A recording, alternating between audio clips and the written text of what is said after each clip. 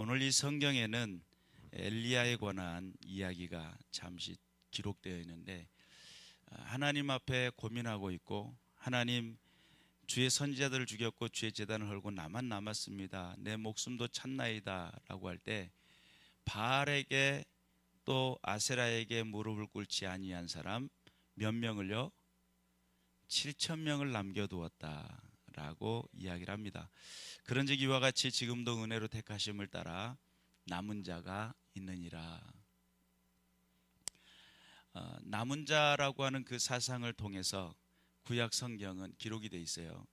율법을 받은 이스라엘 백성들, 이 율법이 가지고 있는 순기능이 있고 역기능이 있어요. 그래서 정말 율법을 통해서 하나님이 하시고자 싶은 그런 계획과 그런 뜻들이 있었는데, 사람들의 탐욕과 탐심과 또한 사람들의 그 욕심들이 섞여가지고 율법을 다른 양상, 다른 그림으로 만들어 버리게 됩니다. 이제 그런 측면에서 순기능은 도대체 뭐고 역기능적인 것은 어떤 것인가 라고 하는 부분을 한번 살펴보겠습니다. 율법이 가진 의미는 하나님의 백성의 정체성을 갖게 만드는, 율법이 가진 의미 가운데 당신은 하나님의 백성입니다 또는 하나님의 자녀입니다 라고 하는 그 정체성을 갖게 만드는 것이 율법이 가지고 있는 힘이었습니다.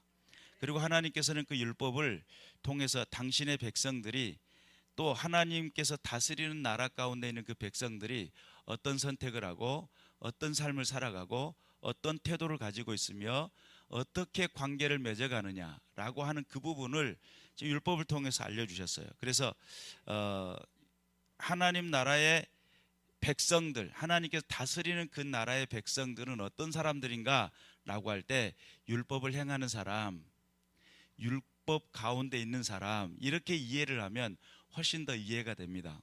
그래서 율법이라고 하는 것이 행동의 지침을 말하죠. 어떻게 행동하고, 하나님을 대할 때는 어떻게 하고, 사람을 대할 때는 또 어떻게 하라고요?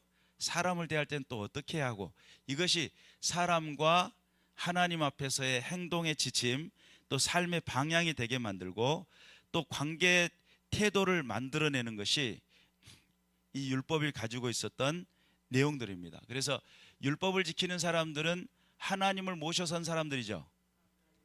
율법을 지키겠다라고 결론을 내린 사람들은 하나님을 모시겠다라고 결론을 내린 사람들이에요. 왜냐하면 율법 자체가 하나님의 명령이기 때문에. 그래서 하나님을 모신다고 하는 개념은 하나님의 그 명령을 따르겠다라고 하는 뜻을 가지고 있어요. 율법을 허락하신 이 하나님의 뜻에 부합한 삶의 태도 가운데, 거기에는 하나님의 모셔선 사람들의 성품이 나타나게 될 것이고, 하나님 안에서의 그 은혜를 나타내는 믿음의 태도가 있을 것이고, 또 그 안에서 선택이 있는데 그냥 선택이 아니라 하나님께서 명령하신 선택, 하나님께서 기뻐하시는 선택을 하는 사람들이 율법을 행하고 율법을 지켜나가는 사람들이 돼요. 그래서 하나님의 백성의 정체성을 갖게 만드는 게 율법 속에 들어있었고, 그러한 자세와 태도를 만들어졌을 때에 하나님께는 영광이 돼요. 내가 믿음을 선택하고 내가 율법을 행하기로 작정하고 내가 하나님의 뜻을 준행하고 순종할 때에 뭐가 돼요? 하나님께 뭐가 돼요? 영광이 돼요. 그리고 그 율법을 통해서 하나님의 임재하심을 보게 되고 하나님의 돌보심을 볼 수 있도록 만들어진 게 뭐냐면 율법이라는 개념 속에 들어있던 거예요. 그래서 너희가 이 율법을 지켜 행하면 나가도 복을 받고 들어와도 복을 받고 앉아도 복을 받고 일어서도 복을 받고, 그 복이 그런 복이에요. 너희가 내 명령을 지켜 행하면 머리가 될전정 꼴랑지가 되지 아니하고, 이런 이야기 들어보셨죠? 그리고 성경에서 말하는 수없는 많은 저주들이 있는데 단 한 가지도 너희를 해치 못할 것이요. 율법이라는 개념이 어떤 개념이냐면 하나님의 백성으로서의 정체성, 하나님의 자녀로서의 믿음의 태도, 또한 하나님의 다스린 통치를 받는 사람들의 선택하는 그 모습과 그 태도 속에 하나님께 영광이 되는 기준이 들어있는 게 율법이에요. 이 율법 괜찮죠? 예수님 오셔가지고 율법을 행하는 백성들이 뭐라고 그래요? 이 독사의 자식들아 막 이러잖아요. 그런데 그 백성들을 향해서 독사의 자식들이라고 하셨던 예수님의 그 마음 속에는 왜 그들을 향해서 그런 이야기를 하셨을까? 그들은 율법을 행하고 있었는데 하나님의 자녀로서의 믿음의 정체성이 있고 또한 믿음의 선택이 있었으며 또한 하나님의 자녀로서 믿음의 성품이 있고 하나님 앞에서의 삶을 살아가는 그들의 그 열정적인 삶의 태도가 있을 건데 왜 율법이 그렇게 천대받고 율법을 행하는 사람들을 향하여 손가락질하고 있는, 꼭 율법하고 있는 너희들 다 때려 죽일 놈, 이런 개념으로 들려지잖아요. 그런데 우리가 명확히 알아야 돼요. 율법을 행함을 통해 가지고 구원이라는 게 있어요. 율법이 없을 때는 양심의 심판을 통해서 양심이 바른 사람들에게 하나님께서 은혜 주셔가지고 구원의 길을 열어주시지만 율법 시대 때는 율법으로서 구원을 하는 하나님의 계획이 있어요. 그렇기 때문에 하나님의 백성들을 구원하시고 하나님의 백성들을 다스리시고 하나님께서 백성들을 축복하시는 방법, 하나님께서 그들 가운데 함께 임재하시며 임마누엘을 이루어 가시는 방법, 하나님께서 그들의 인생을 돌보시고 축복하시는 방법이 어디에 들어있었냐면 율법 속에 들어있어요. 그래서 우리가 율법을 오해할 때가 있어요. 예수님 당시 세례 요한도 이 바리새인들을 향해서 막 야단을 치죠. 또 예수님도 오셔가지고 바리새인들, 서기관들, 사두개인들 막 야단을 치죠. 율법 해가는 것들이 다 잘못된 것처럼 이야기하지만 사실은 율법 안에는 구원이 들어있었습니다.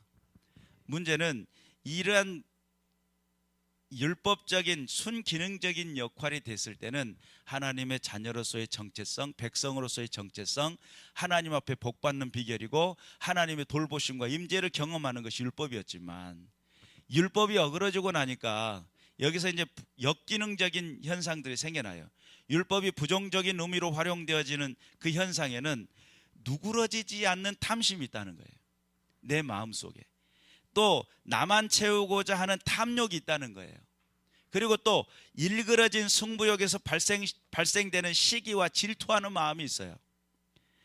또한 율법 안에 그 율법이 그들 가운데 역사를 해버리니까 율법과 더불어 함께 역사하니까 여러분 복음도 마찬가지지만 율법을 행하는 사람들의 태도와 자세에 따라서 율법이 순기능으로 하나님의 자녀의 정체성을 일으킬 수도 있지만 역기능으로 율법을 행하면서 회칠한 무덤이 되기도 하고 소경된 인도자가 되기도 하고 또한 독사의 자저분이 되기도 하고 그래요. 그래서 이것은 율법이 불순종하고 싶은 사람들의 마음속에 율법과 더불어 불순종이 분탕질을 하니까 율법은 원래 구원할 수 있는 방법이었지만 그 율법을 흠을 내기 시작한 겁니다. 뭘로요? 사람들의 욕심으로. 그래서 예수님이 바리새인들을 보면서 너희 속에는 탐욕과 탐심이 가득하구나 이렇게 이야기하죠. 너희는 하나님이 없구나 이렇게 이야기하죠. 그리고 행함 속에만 있는, 그래서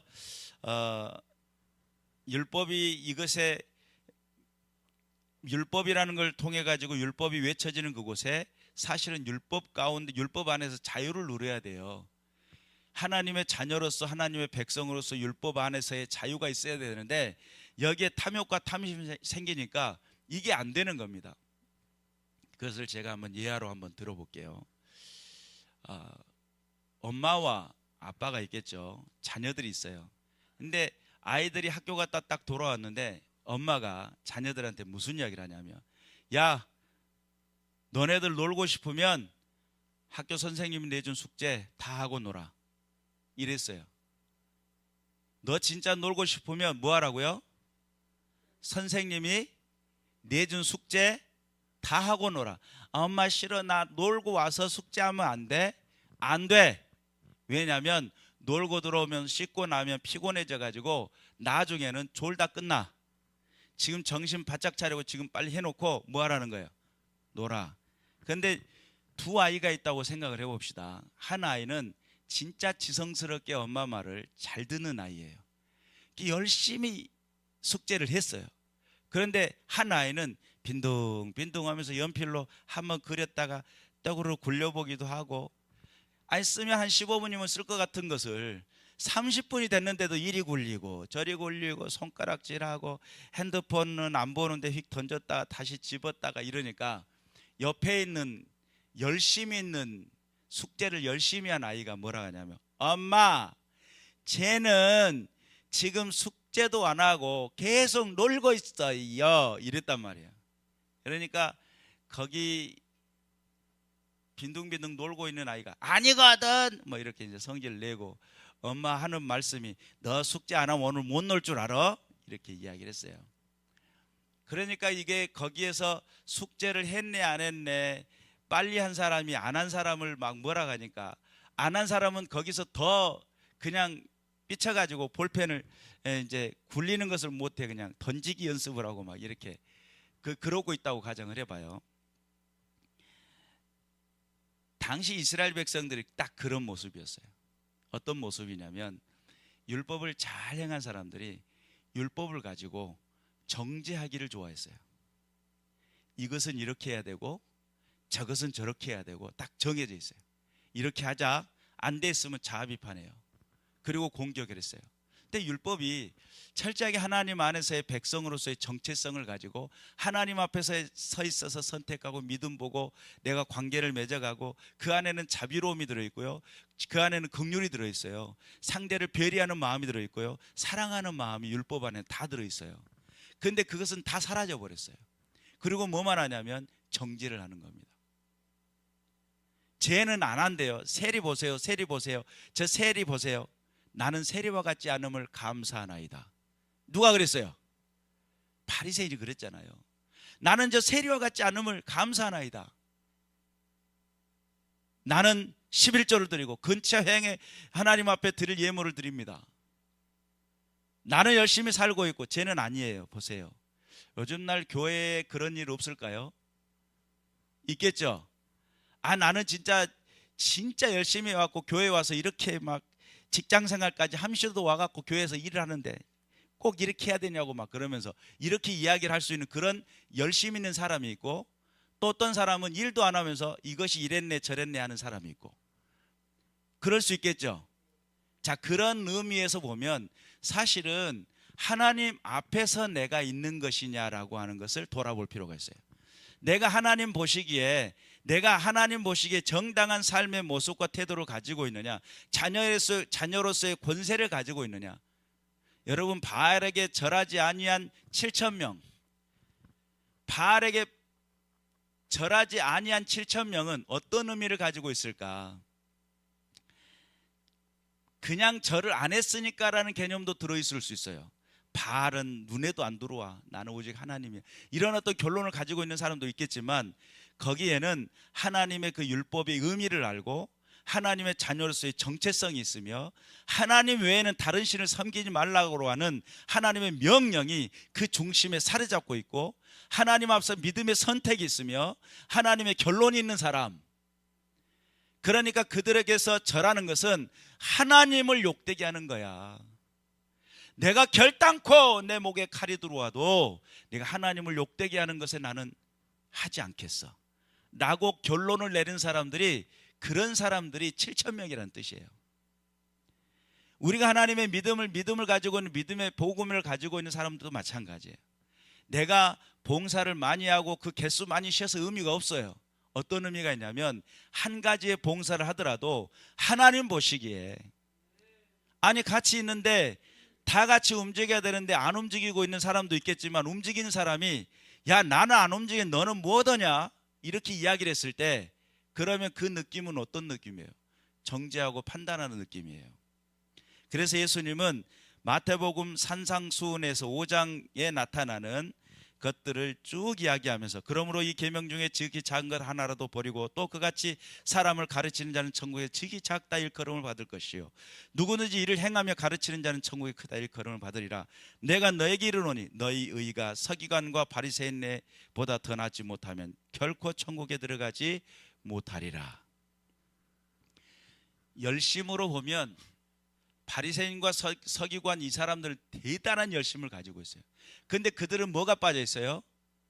의미를 몰라요. 왜 지키고 왜 행해야 되는지 그 의미를 몰라요. 하나님을 믿는 사람들 중에서도 마찬가지예요. 마르다처럼 열심히 일을 많이 했는데 의미를 모르고 만약에 일을 한다면 그것은 의미가 없는 거예요. 그럼 나중에 우리 주님 오셔갖고 뭐라고 그래요?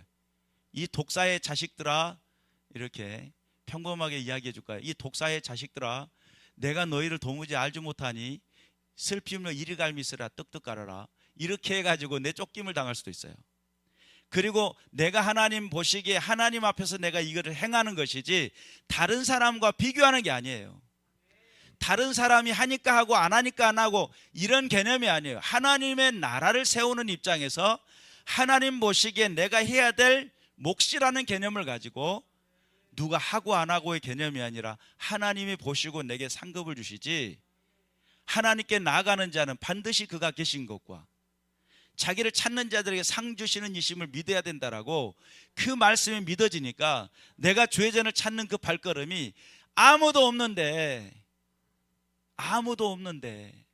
가끔은 목사님도 없네, 세상에 깜깜해 갖고.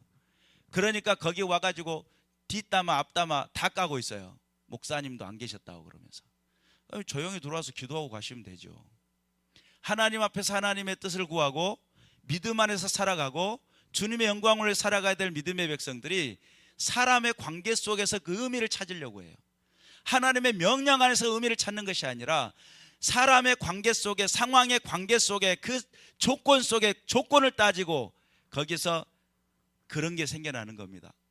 그래서 부정적인 역기능적인 율법의 모습처럼 나는 했는데 너는 왜 안 하냐는 이런 식이죠. 그래서 보니까 성경에는 몇 가지를 지적을 했어요. 노함으로 눈에는 눈, 이에는 이로 하지 마라. 악한 자에게 대적하지 말라. 누구든지 오른밤을 치면 왼밤을 돌려대고 또 너를 고발하면 속옷까지 가지고자 하는 자의 겉옷까지 내줘버려라. 누구든지 너로 억지로 오리를 가게 하거든 그 사람과 심리를 동행하고 내게 구하는 자에게 주며 내게 꾸고자 하는 자에게 거절하지 마라 라고 하는 그 말씀 속에 노함으로 안 되고 살인도 안 되는, 살인에 관한 이야기가 나와요. 미워하는 것이 곧 살인이고, 음행하는 말씀이 나오고 맹세하는 것이 나와요. 내가 이렇게 되는 것에 대해서 하나님 앞에 내가 내 장을 찢어 장 찢어 하여튼 맹세하는 것이 나와요. 자, 그러면 예수님이 산상수훈을 통해서 무슨 얘기를 하고 싶었을까? 제가 그 내용들을 산상수훈을 전반적으로 쭉 보면서 느끼는 그 느낌대로 이야기해 보면 지금 이 땅에는 앞으로 복음이 외쳐질 때에도 그 복음을 순기능적 하나님의 자녀의 권세를 이루고 하나님의 백성으로서 삶을 선택하고 믿음으로 결단하고 나가며 하나님의 자녀로서의 삶을 살아갈 것이냐, 아니면 복음의 이름을 가지고 있고 성도의 이름은 가지고 있는데 경건의 능력과는 상관없고 하나님이 나와 계시고 안 계시고의 의미가 아니라 하나의 인간과 인간 속의 관계 속의 경쟁 구도, 탐욕과 탐심으로 막 버물러 버리는 그 복음, 거기는 과거의 율법을 보며 독사의 자식들이라고 했던 그 내용처럼 우리에게도 똑같이 적용될 수도 있어요. 예수 믿고 구원받는다는 그 이름 속에 예수 믿고 내가 죄 지면 하나님 앞에 구하기만 하면 다 용서해 줄 텐데 이렇게 생각하기도 하고, 그것이 하나님 앞에 경건된 하나님 앞에 선다라고 하는 그 개념을 잃어버린 사람들 속에, 그래서 하나님을 믿는 믿음의 백성들 속에서도 바알에게 절하지 아니한 7,000명이 있을 수도 있지만 그렇지 못한 타협하고 탐욕과 탐심을 부리고 내 주장을 하고 내가 이야기하고 싶은 것이 관철시키기 위해서 그것을 막 노조를 만들고 사람의 의견을 조합시키고 결성을 시키고 이렇게 되어지는 세상 속에 과연 거기에 하나님의 나라와 복음이 하나님의 뜻을 드러내는 은혜가 내가 자녀로서의 정체성이 있겠느냐 이 말이에요. 하나님 살아계신 은혜 가운데 든든히 서야 될 줄로 믿습니다. 내 이웃을 사랑하라, 내 원수를 미워하라 했다는 것을 너희가 들었으나 나는 너에게 이르노니 너희 원수를 사랑하며 너희를 박해하는 자를 위하여 기도하라. 교회 공동체는 중보의 공동체고 기도하는 공동체입니다. 그런데 이 공동체가 사랑을 잃어버리기 시작하잖아요. 사랑을 잃어버리고 관계 속에 자기 주장이 일어나고 상대방에게 강압적으로 어떤 일들이 행사가 되고 그러면 결국은 그것은 하나님 안에서 하나님이 기뻐하시는 공동체가 될 수 없다라고 하는 결론에 도달하게 돼요. 이스라엘 백성들이 당시 수없는 많은 하나님의 나라 율법을 지키기 위해서 많은 좋은 장치들을 만들어내요. 그리고 하나님 앞에 영광을 돌리겠다고 정말 말씀도 연구하고 그렇게 열정적으로 해요. 그러니까 거기는 가말리엘 문화생들도 있고요, 율법을 연구하는 학자들이 있었어요. 그런데 그럼에도 불구하고 왜 예수님은 그들을 향해서 부정했냐 이 말이에요. 오늘날은 어떻게 했어요? 신학교도 많죠, 또 공부하는 사람들 많죠, 묵상 큐티하는 사람들 많죠, 기도하는 사람들 많죠. 많은데 왜 교회가 힘을 발휘하지 못하냔 말이에요. 왜 성도들이 한마음이 되지 못하냔 말이에요. 아직도 버리지 못한 욕심, 탐심, 탐욕, 이런 것들이 공동체를 갉아먹는 포도원의 여우 같은 것들이에요. 계속적으로 포도원을 무너뜨리고 흔들어대는 여우 같은 존재들이에요. 이런 것들이 해결되지 않으면 교회는 든든히 설 수 없습니다. 하나님의 살아계신 은혜 가운데 우리를 부르시고 기뻐하시는 뜻이 어디 있는지를 분별하시길 바라고, 남은 자라고 하는 이 개념 속에 과연 남겨져 있을 때에 하나님은 어떤 것을 보시겠느냐 말이에요. 기차가 출발을 했어요. 출발을 했는데 저 기차는 저기 가서 폭발해 가지고 무너지고 이제 자빠지게 생긴 거야. 근데 어떤 사람은 거기가 폭발이 될 거라고 알고 안 탄 사람이 있고, 모르고 그냥 늦어가지고 안 탄 사람이 있어요. 그러면 그 의미가 같겠어요? 남겨진다라고 해서 다 같은 남겨짐이겠냐 이 말이에요. 하나님 보시기에 정말 그 의미를 알고 그 뜻을 아는 사람들을 하나님이 부르시고 축복하시지 않겠느냐 말이죠. 눈 가리고 아웅하는 그런 하나님이 아니세요. 하나님은 명확히 아시고 그 중심을 아시고 외모를 보시지 아니하시고 중심을 보신다라고 말씀하셨는 것처럼 내 중심 속에 하나님의 자녀의 정체성, 믿음의 정체성이 있고 하나님의 백성으로서 삶을 선택하고 그 믿음의 자리에 영광을 돌릴 수 있느냐, 이걸 보시겠죠. 그래서 우리가 하나님께서 기뻐하시는 믿음의 자리에서 하나님의 영광을 드러내는 믿음의 군사들이 되시길 주님의 이름으로 축원합니다. 그런즉 이와 같이 지금도 은혜로 택하심을 따라 남은 자가 있느니라. 여기서 택하심을 받은, 택하심을 따라 남은 자예요. 하나님의 택하심을 따라 남은 자, 그냥 남은 자가 아니에요. 그냥 남은 자는 화장실 청소하고 있고 지각이 갖고 남은 자죠. 여기서 따라 남은 자는 선생님으로부터 선택되어서 남긴 자예요. 하나님으로부터 선택받은 자들이라고 볼 수 있어요. 근데 여기서 선택이라고 하는 개념에 제가 저번에 이야기했죠. 구원은 차별이 없다고 그랬어요. 그런데 그 구원에는 선택적이라고 그랬죠. 그 선택적이 뭐라고 그랬어요? 믿음을 통해서 하나님은 구원하신다고 그랬죠.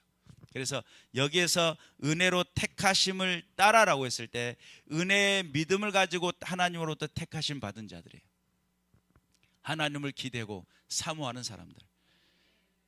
믿음은 들음에서 나고 들음은 그리스도 예수의 말씀으로 말미암는데 그 그리스도 예수의 말씀을 사모하고 내 마음속에 받아들이며, 믿음은 바라는 것들의 실상인데 바라고만 있는 것이 아니라 하나님의 임재의 실상을 만난, 바라는 사람은 세상에 널렸죠. 세상에 널린 사람들이 다 바라고 기대해요. 내 자식 잘 되는 거 바라고요, 내 사업 잘 되는 거 바라고요, 내가 모든 걸 다 잘 되길 바라요. 그러나 실상이라는 개념은 하나님이 주체인 거예요.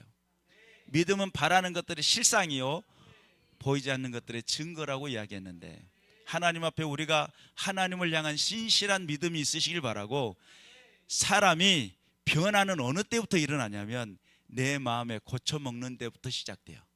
내 삶이 하나님 앞에 순종하기로 작정하고, 내가 하나님의 뜻대로 살기로 작정하고, 하나님의 뜻을 위해서 내가 믿음으로 결단하고, 그리고 내가 버릴 것이 뭐냐? 사실 버리려고 했는데 잘 안 버려지잖아요. 습관이 있어서. 이 나도 모르게 끓는 점이 달라. 순종할 때 끓는 점하고 불평하고 원망할 때 끓는 점이 달라. 이 온도가 늘 이만큼 차 있으니까. 불평할 때는 요만큼 찼는데 조금만 열 가해르면 이렇게 나가버리죠. 그런데 이게 감사하고 은혜를 하나님 앞에 영광 돌리는 지점은 여기가 낮아가지고 계속 갖다 부어도 안 끓어. 이게 잘 안 끓어. 그래도 때가 되면 선을 행하다가 낙심치 아니하면 때가 되면 거두게 되는 역사가 일어나게 될 줄로 믿습니다. 그래서 우리가 2024년도에는 도전해 봅시다. 우리의 감정을 쓸 때도요, 감정 사용 설명서가 필요합니다. 내 감정을 쓸 때 그냥 막 써버리면 안 되고 복음으로 세탁하셔야 돼요. 세제도 넣고 피전도 넣고 성령으로 세탁하셔가지고 이제는 2024년도는 뭔가 더 새로워지는, 하나님의 영광을 위해 더 거룩해지고 하나님의 뜻을 위해 더 하나님 보시기에 아름다워지는 그런 은혜의 자리에 나가셔가지고, 그래서 하나님이 일하시기에 편한 인물, 여러분 하나님 오셔가지고 불편해가지고 이 자식을 내가 지금 같이 말을 걸어서 일을 해야 되나, 이렇게 해가지고 이렇게 막 접근하기도 꺼려하고 막 이런다고 가정을 해봐요. 그러면 좋아요 그 정도 딱 거리만 두세요. 그러면 좋은데 멀찍이 따라가다가 베드로가 어떻게 했다고요? 3번 부인하죠. 마지막 번에는 뭐 했다고요? 저주까지 했다고 그랬어요. 그러니까 멀찍이 따라가다가는 이거 사고가 날 수가 있어요. 차라리 요한처럼 바짝 십자가 밑에서 그냥 피 떨어지는 그 밑에서 서 있다가 예수님으로부터 명령 들어야 돼요. 이는 내 어머니니라, 이렇게. 여자여 내 어머니, 이는 내 어머니니라 요한에게 소개하죠. 요한은 그 소개를 받고 평생토록 마리아를 어머니로 모셨다고 그래요. 그리고 이제 그 모신 것이 예수 하나님 앞에 하나의 어떤 빚진 것처럼 되셨는지는 모르겠어요. 요한은 순교하지 않고 영원한 하나님의 그 장수하가지고 그 부르심의 그 자리까지 천수를 누리다 가게 돼요. 그리고 하나님의 그 바톤 주자로 다음 세대에게 아주 중요한 핵심적인 메시지를 전하게 됩니다. 여러분, 우리의 인생의 삶이라고 하는 것은 딱 정해져 있어요. 많으면 100세. 우리 권사님도 이제 한 10 몇 년 남았는데, 이제 많으면 100세. 저도 한 몇 년 남았어요. 저는 좀 더 많이 남았어요. 100살이 언제 갈랑가 모르겠지만, 우리 저쪽 상동에서는 90세 90주년 행사했거든요. 우리 권사님도 어떻게 90주년 하고 100주년도 하시고, 아주 이빨 안 빠지도록 100세 됐는데, 이빨 이제 갈비 뜯고 씻고 맛보고 즐길 수 있도록 기도하면서 이빨 잘 닦아야 돼요. 근데 자, 하나님 앞에서 우리가 부름 받아 가지고 남겨진 시간 딱 정해져 있어요. 그런데 내가 허튼 데 쓰고 잘못된 데 쓰고 하나님 공동체를 흔들고 무너뜨린 데 쓰고 성도의 신앙에 그 간섭을 해가지고 성도의 신앙을 무너뜨린 데 쓰고 이러면 나중에 그것을 어떻게 감당하겠어요? 주님 앞에 네가 지금은 좋게 생각된가는 모르겠다마는 두고 보자. 하나님이 심판하실 때 무섭겠죠. 사람이 심판하는 거 아니니까 하나님께 맡겨드리며 기도하는 거죠. 하나님 열어주옵소서. 하나님 알게 하시옵소서. 하나님 역사하시옵소서. 주님의 살아계신 은혜를 보게 하시옵소서. 근데 여러분, 의로운 오른손이라고 하는 이 의로운 오른손이요, 우리를 도우실 때는 엄청 큰 손인데 우리를 심판하실 때는 더 큰 손이에요. 그러죠. 베풀 때는 작게 느껴지는데 내게 해코지할 때는 더 무섭게 매섭게 느껴지잖아요. 그런데 이 의로운 오른손이 나를 돕는 손이 돼야 되는데, 돕는 손이 아니라 나를 심판하시겠다고 하는 회초리를 든 손이다. 깝깝해져 버려요. 예수 제대로 믿고 구원 받아야 될 줄로 믿습니다. 그래서 남은 자라고 하는 이 남은 자 사상 속에 순기능적인 율법을 온전히 지키며 하나님의 뜻을 명확히 볼 줄 알고 주께서 원하시는 그 은혜와 그 의미를 알며 하나님 외에는 다른 신을 섬기지 말라는 그 명령이 가슴에 박혀가지고 나는 죽어도 주님의 명령을 거스릴 수 없다, 이런 사람들이 7,000명이라는 거예요. 주의 복음을 가지고 십자가의 복음, 십자가 나를 위해서 내 몸, 당신의 몸 버려가지고 나를 구원하셨는데 나는 도대체 지금 뭐 하냐는 거예요. 불평과 원망의 자리가 아니라 감사의 기쁨의 자리, 내가 하나님의 뜻을 거스리는 자리가 아니라 순종으로 영광 돌려드리는 자리, 하나님의 기쁨이 되겠습니다. 하나님의 노래가 되겠습니다. 하나님 앞에서의 중보자의 기도가 되겠습니다. 살리는 노래가 되게 하시옵소서. 이렇게 삶을 변화시키고 각성케 하는 은혜 가운데 나가는 것을 목적을 두고 도전을 해야죠. 그래야 살아남습니다.